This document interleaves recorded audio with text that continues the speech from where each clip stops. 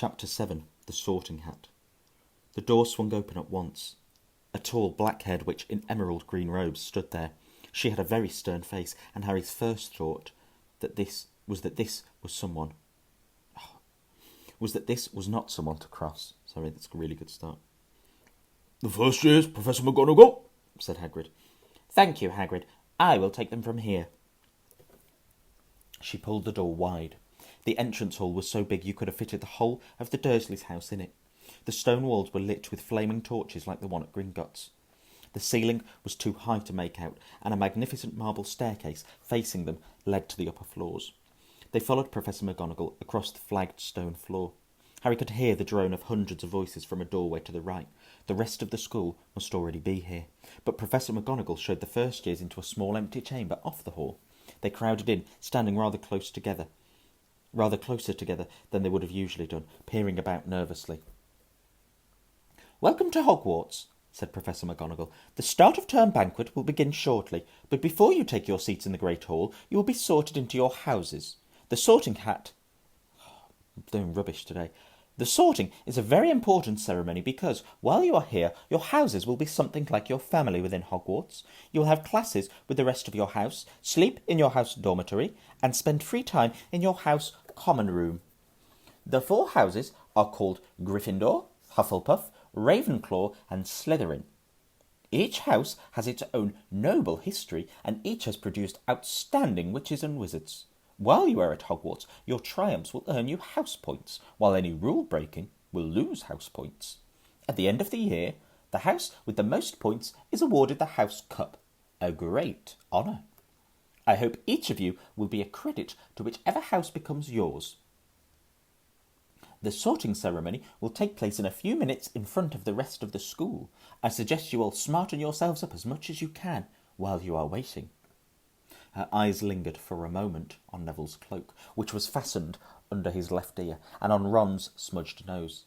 Harry nervously tried to flatten his hair. "I shall return when we are ready for you," said Professor McGonagall. "Please wait quietly." She left the chamber. Harry swallowed. "How exactly do they sort us into houses?" he asked Ron. Some sort of test, I think. Fred said it hurts a lot, but I think he was joking." Harry's heart gave a horrible jolt. A test in front of the whole school? But he didn't know any magic yet. What on earth would he have to do? He hadn't expected something like this the moment they arrived. He looked around anxiously and saw that everyone else looked terrified too. No one was talking much, except Hermione Granger, who was whispering very fast about all the spells she'd learnt and wondering which one she'd need. Harry tried hard not to listen to her. He'd never been more nervous. Never. Not even when he'd had to take a school report home to the Dursleys, saying how he'd somehow turned his teacher's wig blue.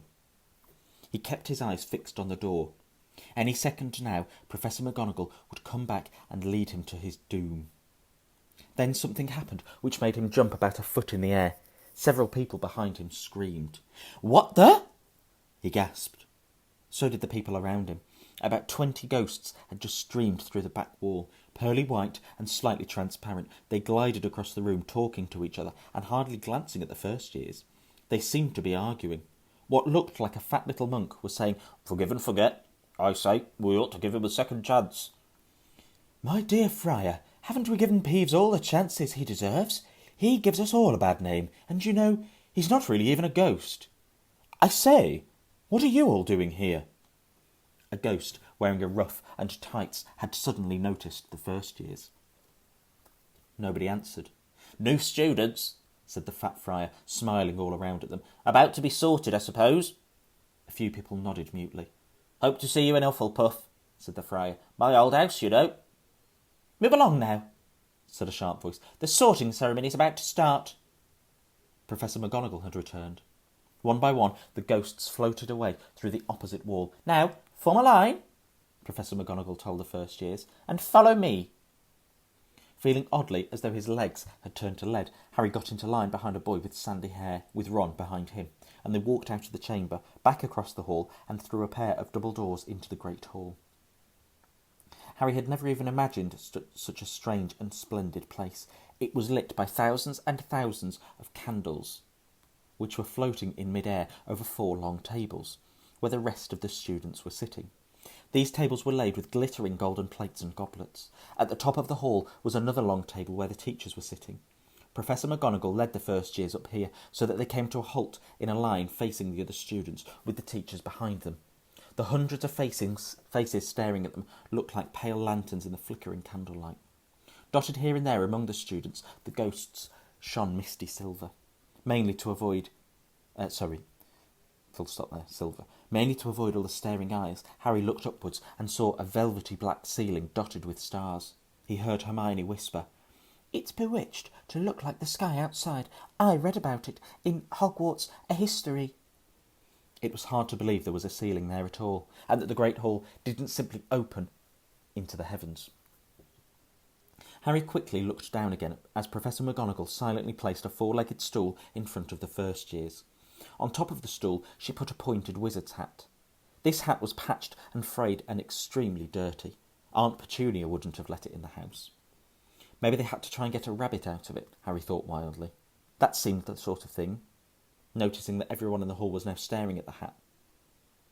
He stared at it too. For a few seconds there was complete silence. Then the hat twitched. A rip near the brim opened wide like a mouth, and the hat began to sing. Oh, it's a song and a half, that. "Oh, you may not think I'm pretty, but don't judge on what you see. I'll eat myself if you can find a smarter hat than me. You can keep your bowlers black, your top hat's sleek and tall, for I'm the Hogwarts sorting hat, and I can cap them all. There's nothing hidden in your head the sorting hat can't see. So try me on, and I will tell you where you ought to be. You might belong in Gryffindor, where dwell the brave at heart. Their daring, nerve, and chivalry set Gryffindors apart. You might belong in Hufflepuff, where they are just and loyal. Those patient Hufflepuffs are true and unafraid of toil. Or yet in wise old Ravenclaw, if you've a ready mind, where those of wit and learning will always find their kind. Or perhaps in Slytherin you'll make your real friends. Those cunning folk use any means to achieve their ends. So put me on, don't be afraid, and don't get in a flap. You're in safe hands, though I have none, for I'm a thinking cap." I'm pretty impressed with that. That could have gone a lot worse. The whole hall burst into applause as the hat finished its song. It bowed to each of the four tables and then became quite still again.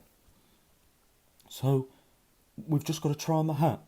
Ron whispered to Harry. "I'll kill Fred. He was going on about wrestling a troll." Harry smiled weakly. Yes, trying the hat on was a lot better than having to do a spell, but he did wish they could have tried it on without everyone watching. The hat seemed to be asking rather a lot. Harry didn't feel brave or quick-witted or any of it at the moment. If only the hat had mentioned a house for people who felt a bit queasy, that would have been the one for him.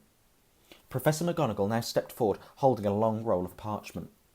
"When I call your name..." that's got to be her, hasn't it? "When I call your name, you are put on the hat and sit on the stool to be sorted," she said. "Abbott? Hannah?" A pink-faced girl with blonde pigtails stumbled out of the line, put on the hat, which fell right down over her eyes, and sat down. A moment's pause. "Hufflepuff!" shouted the hat. The table on the right cheered and clapped as Hannah went to sit down at the Hufflepuff table. Harry saw the ghost of the fat friar waving merrily at her. "Bones? Susan?" "Hufflepuff!" shouted the hat again, and Susan scuttled off to sit next to Hannah. "Boot? Terry?" "Ravenclaw!" The table second from the left clapped this time. Several Ravenclaws stood up to shake hands with Terry as he joined them. "Brocklehurst? Mandy?" went to Ravenclaw too, but Brown? Lavender? became the first new Gryffindor, and the table on the far left exploded with cheers. Harry could see Ron's twin brothers catcalling. Bulstrode? Millicent? then became a Slytherin. Perhaps it was Harry's imagination. After all, he'd heard all about Slytherin. But he thought they looked an unpleasant lot. He was starting to feel definitely sick now. He remembered being picked for teams during sports lesson at his old school. He had always been last to be chosen, not because he was no good, but because no one wanted Dursley to think they liked him. Finch Fletchley? Justin? Hufflepuff! Sometimes, Harry noticed, the hat shouted at the house at once, but at others it took a little while to decide. Finnegan, Seamus, the sandy-haired boy next to Harry in the line, sat on the stool for almost a whole minute before the hat declared him a Gryffindor. Granger, Hermione. Hermione almost ran to the stool and jammed the hat eagerly on her head. Gryffindor! Shouted the hat. Ron groaned. A horrible thought struck Harry, as horrible thoughts always do when you're very nervous. What if he wasn't chosen at all? What if he just sat there with the hat over his eyes for ages until Professor McGonagall jerked it off his head and said there had obviously been a mistake and he'd better get back on the train? When Neville Longbottom, the boy who kept losing his toad, was called, he fell over on his way to the stool. The hat took a long time to decide with Neville. When it finally shouted, Gryffindor! Neville ran off, still wearing it, and had to jog back amid gales of laughter to give it to McDougal Morag. Malfoy swaggered forward when his name was called and got his wish at once. The hat had barely touched his head when it screamed, Slytherin! Malfoy went to join his friends, Crabbe and Goyle, looking pleased with himself. There weren't many people left now. Moon? Not? Parkinson? Then a pair of twin girls, Patil and Patil, then Perks, Sally Ann, and then at last, Potter, Harry. As Harry stepped forward, whispers suddenly broke out like little hissing fires all over the hall. Potter, did she say? The Harry Potter. The last thing Harry saw before the hat dropped over his eyes was the hall full of people craning to get a good look at him. Next second, he was looking at the black inside of the hat. He waited. Said a small voice in his ear. Difficult. Very difficult. Plenty of courage, I see. Not a bad mind, either. There's talent. Oh, my goodness, yes. And a nice thirst to prove yourself. Now that's interesting. So where shall I put you?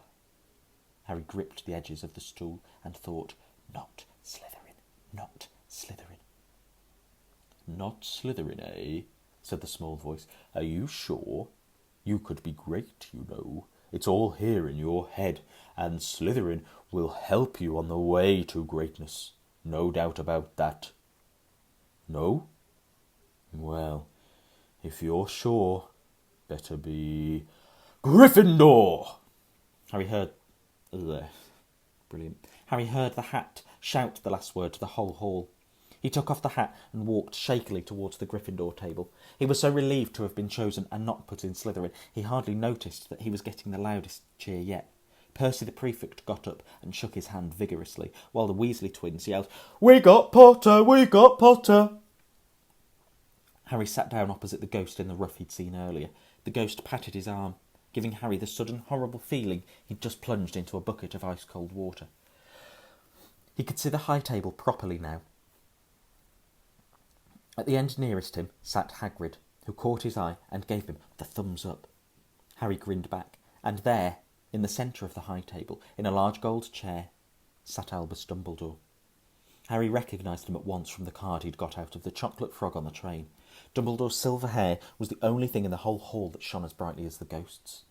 Harry spotted Professor Quirrell too, the nervous young man from the Leaky Cauldron. He was looking very peculiar in a large purple turban. And now there were only 3 people left to be sorted. Turpin? Lisa? Became a Ravenclaw, and then it was Ron's turn. He was pale green by now. Harry crossed his fingers under the table, and a second later the hat had shouted, Gryffindor! Harry clapped loudly with the rest as Ron collapsed into the chair next to him. Well done, Ron. Well done, Ron.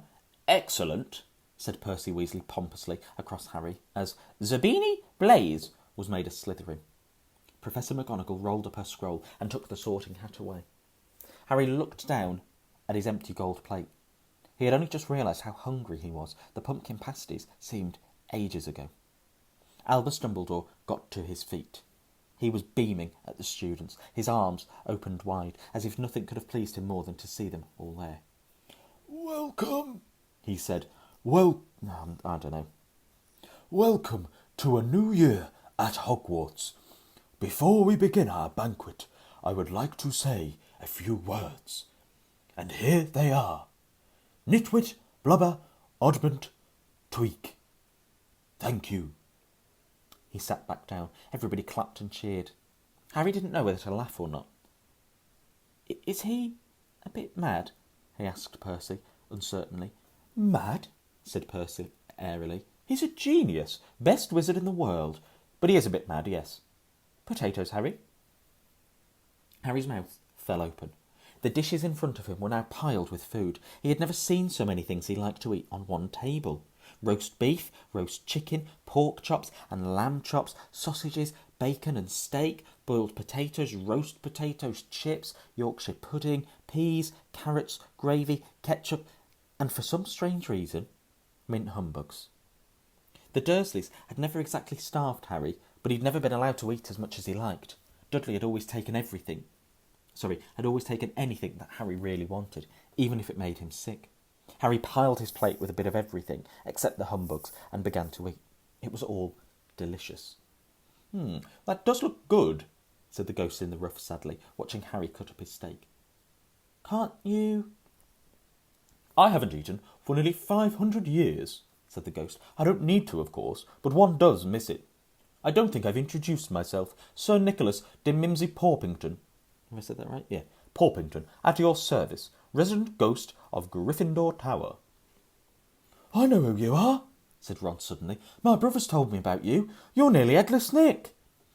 I would prefer you'd call me Sir Nicholas de Mimsy, the ghost began stiffly, but sandy-haired Seamus Finnegan interrupted. Nearly headless? How can you be nearly headless? Sir Nicholas looked extremely miffed, as if their little chat wasn't going the way he wanted. Like this, he said irritably. He seized his left ear and pulled. His whole head swung off his neck and fell onto his shoulder as if it was on a hinge.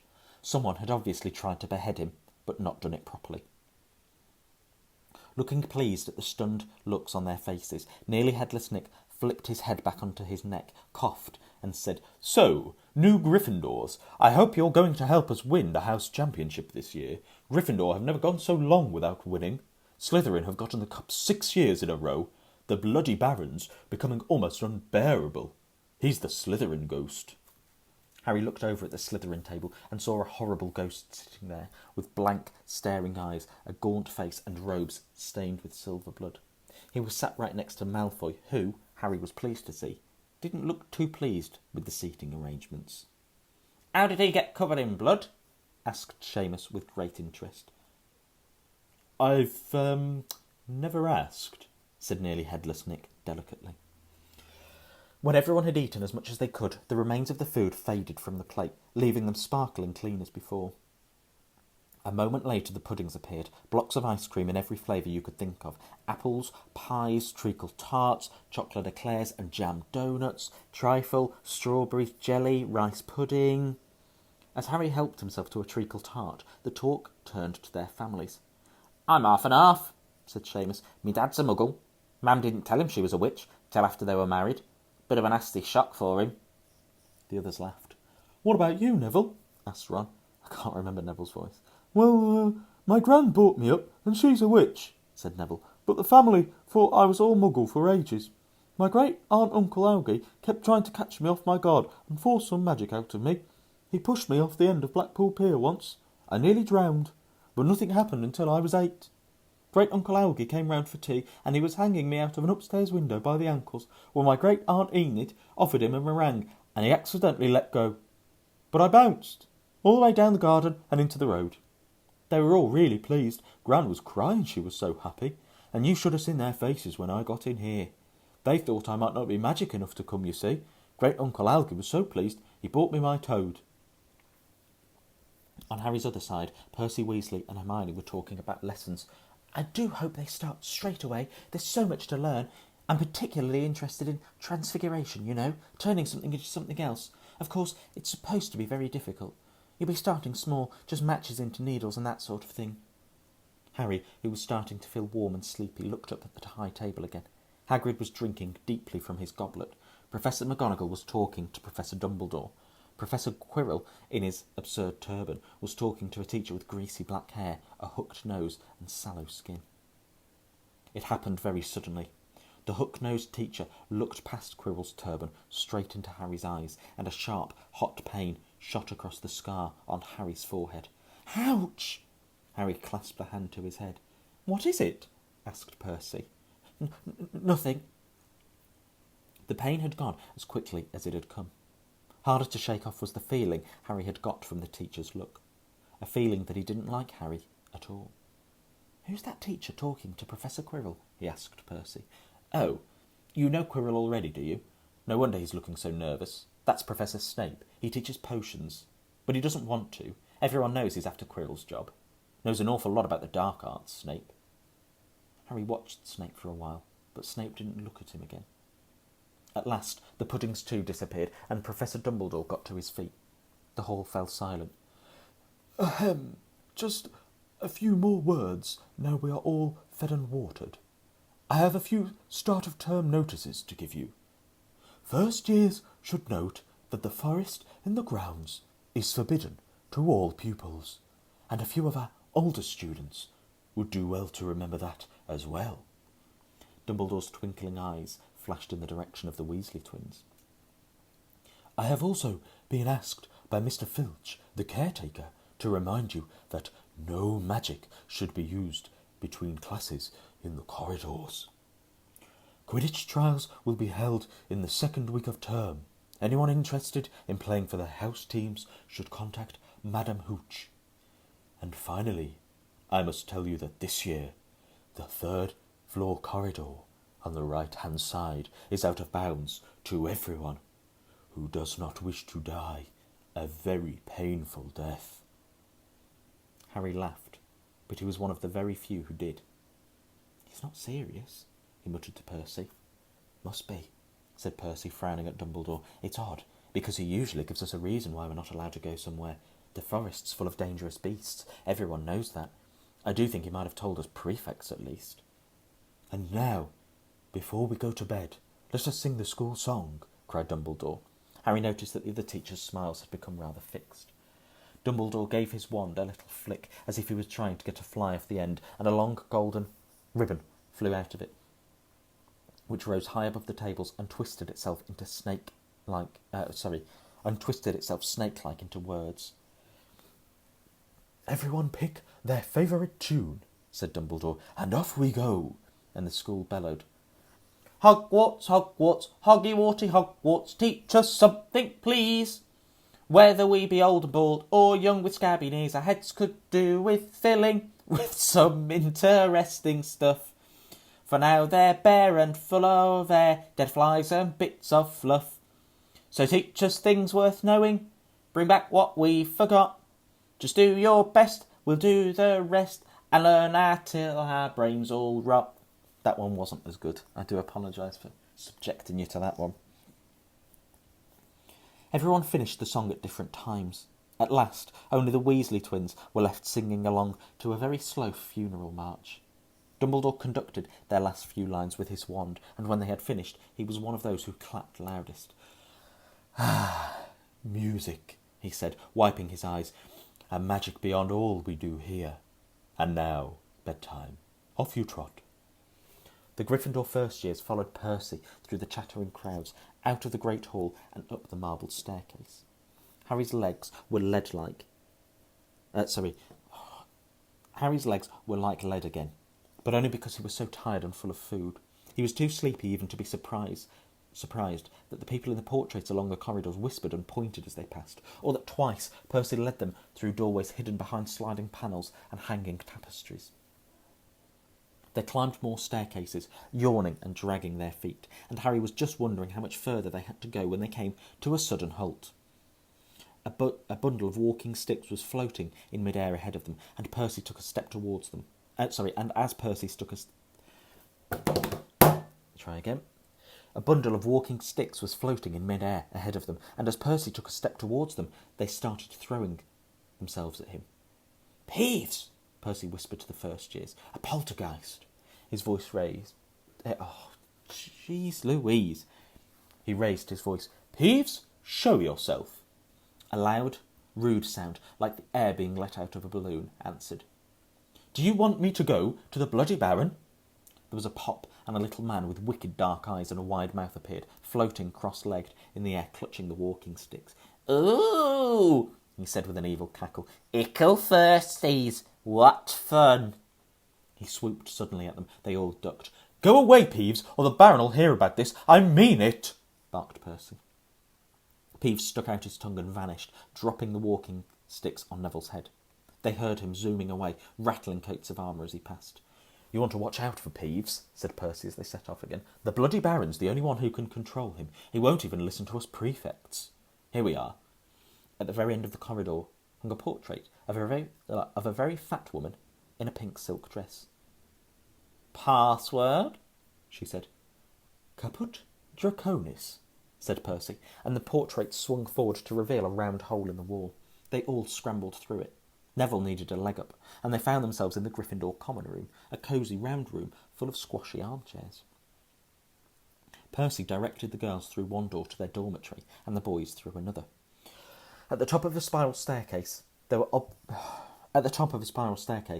obviously in one of the towers. They found their beds at last. 5 four-posters hung with deep red velvet curtains. Their trunks had already been brought up. Too tired to talk much, they pulled on their pyjamas and fell into bed. "Oh, great food, isn't it?" Ron muttered to Harry through the hangings. "Get off, Scabbers. It's chewing my sheets." Harry was going to ask Ron if he'd had any of the treacle tart, but he fell asleep almost at once. Perhaps Harry had eaten a bit too much, because he had a very strange dream. He was wearing Professor Quirrell's turban, which kept talking to him, telling him he must transfer to Slytherin at once, because it was his destiny. Harry told the turban he didn't want to be in Slytherin. It got heavier and heavier. He tried to pull it off, but it tightened painfully. And there was Malfoy, laughing at him as he struggled with it. Then Malfoy turned into the hook-nosed teacher, Snape, whose laugh became high and cold. There was a burst of green light, and Harry woke, sweating and shaking. He rolled over again. Ruined that, haven't I? Sweating and shaking. He rolled over and fell asleep again, and when he woke the next day, he didn't remember the dream at all.